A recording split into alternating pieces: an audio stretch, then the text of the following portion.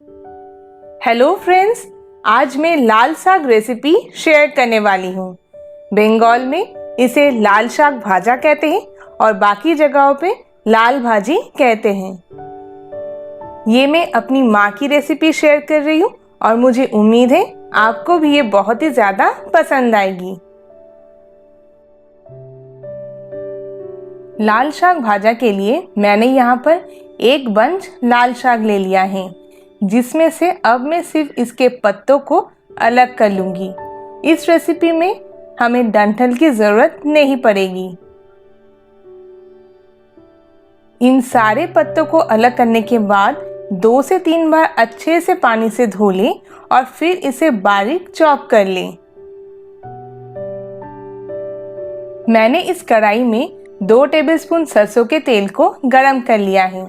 अब मैं इसमें 2 टेबलस्पून के करीब मूंगफली डालकर इन्हें क्रंची होने तक अच्छे से फ्राई कर लूंगी। मूंगफली चटकने लगे हैं, यानी ये अच्छे से फ्राई हो गए हैं। तो अब मैं इन्हें तेल से एक दूसरे बाउल में निकाल कर रख दूंगी।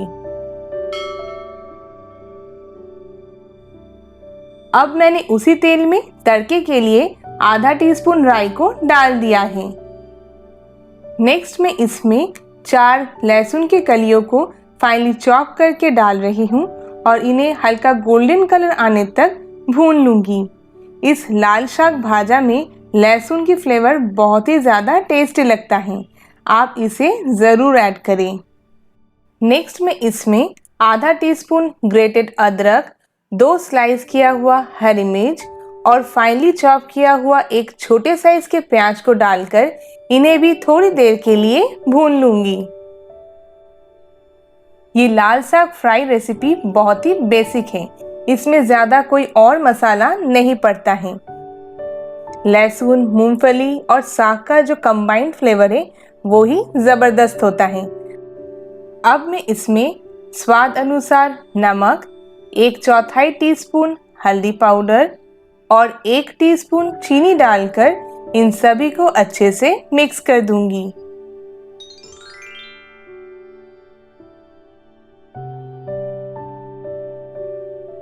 दो 3 मिनट में सारे मसाले अच्छे से फ्राई हो गया है। तो अब मैं इसमें धोकर साफ करके और फाइनली चॉप करके रखा हुआ लाल साग को डाल दूंगी और इसे बाकी मसालों के साथ अच्छे से मिक्स कर दूंगी। कोई भी साग बनने में बहुत ही कम समय लगता है, बिल्कुल वैसे ही लाल साग भी बनने में सिर्फ 10 से 15 मिनट ही लगते हैं। जैसे जैसे आप लाल साग को मिक्स करते जाएंगे, इसका अमाउंट भी कम होता जाएगा। तो अब इसे अच्छे से पकाने के लिए मैं इसे ढककर लो मीडियम फ्लेम पर थोड़ी देर के लिए कुक करूंगी। 5-7 मिनट बाद लीड को हटाकर साग को एक और बार मिक्स कर लें। ये साग अभी ऑलमोस्ट कुक हो ही गया है, तो अब मैं इसमें पहले से फ्राई करके रखा हुआ मूंगफली को डाल दूंगी। ये नरम साग के साथ जब ये क्रंची पीनट्स मुंह में आते हैं तो उसका टेस्ट का मज़ा ही आ जाता है।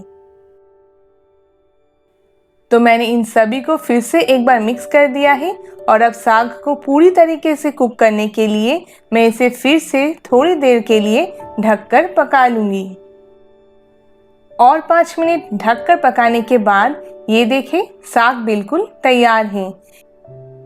इसमें जो मॉइस्चर था वो ड्राई हो चुका है। तो अब मैं गैस को बंद कर दूंगी और इसे एक प्लेट पे निकाल लूँगी। बहुत ही टेस्टी और हेल्दी लाल साग भाजा या फिर लाल साग फ्राई तैयार है। आप इसे गर्मा गर्म चावल के साथ एंजॉय करें। बचपन में जब मेरी माँ ये साग बनाती थी तब मैं 1 प्लेट चावल सिर्फ इसी से खा लेती थी। तो फिर आप भी इसे बनाएं और आपको ये कैसी लगी मुझे कमेंट करके बताएं। और अगर आपको ये रेसिपी अच्छी लगे तो इस वीडियो को लाइक और शेयर ज़रूर करें। Thank you.